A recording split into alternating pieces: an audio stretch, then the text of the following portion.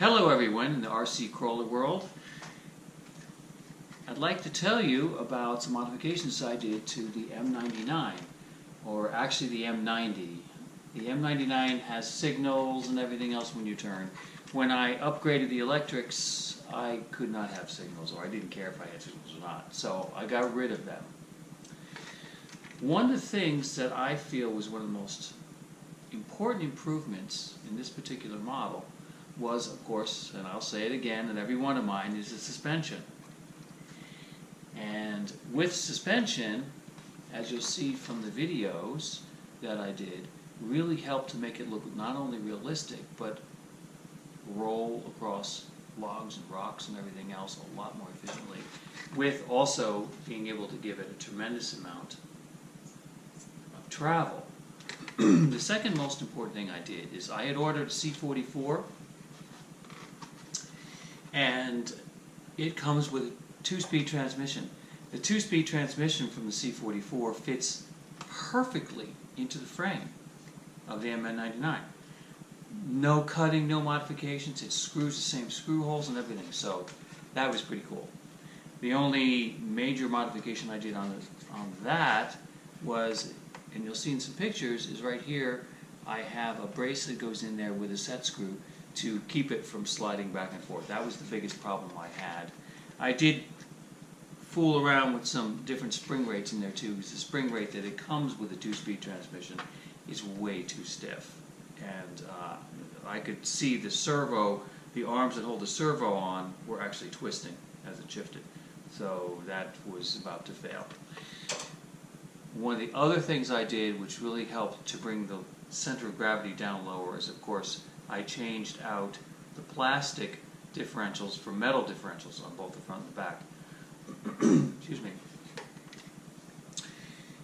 Suspension-wise, I've learned something interesting out of playing with suspension. If you take your suspensions units and you put them in an upright pattern, what happens is then you are limited by how much the shock comes up and down.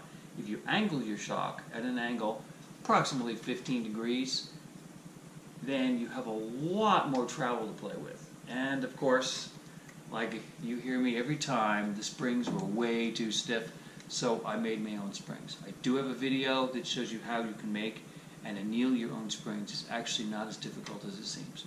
It just takes a lot of practice and a lot of tubes for different diameters, as well as different weight piano wire that you can use for your springs. Steering-wise, since I have a lot more travel now, I needed to work on something that would work better than the stock system on the MN, where they just have a shaft coming across. I have had a lot of problems with the shaft. Whenever it does that and you compress the spring, the wheels will turn.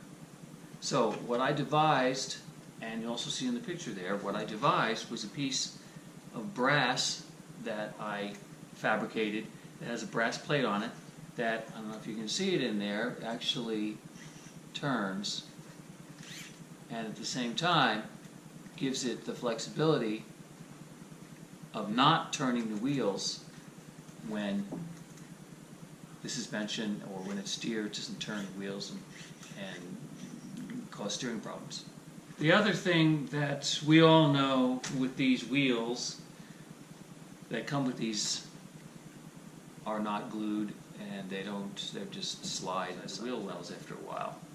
So what I didn't want to use cyanoacrylic, because cyanoacrylic is solid and hard. It may work well, but I like to be able to take my wheels off, especially when there's water inside. So what I started using was shoe glue. And this doesn't really harden, it's almost sort of like a contact cement. And this particular one is clear. And so far it has worked very well. I've had one wheel get a little bit loose, but that's basically because it's got knocked off to the side. But other than that, this seems to work really, really well, and I recommend it. Electronics-wise, I have a list of the electronics down below. Due to new ESC and controller and let's see what else, a new receiver and a 3-channel radio. Now this 3-channel radio I feel is a really, really good deal. This little button right here is what actually actuates the shifting mechanism. And I love the little, kind of hokey, but I love the little disc they have inside there. What's nice about this, it also has a steering rate controller. So in the case of this, because I've increased the steering to a pretty extensive amount, it does rub against the shock a little bit sometimes. You know, depending on which direction I go in, it does rub. The beautiful thing about steering rate control knob here is that you can control it so that it doesn't quite touch.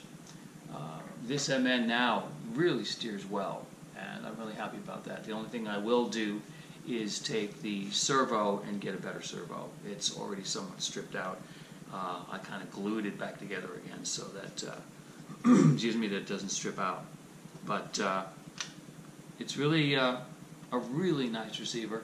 And again, this is doesn't have a brand name on it, of course, but it says AX55. That sounds cool, of course. But I'm very happy.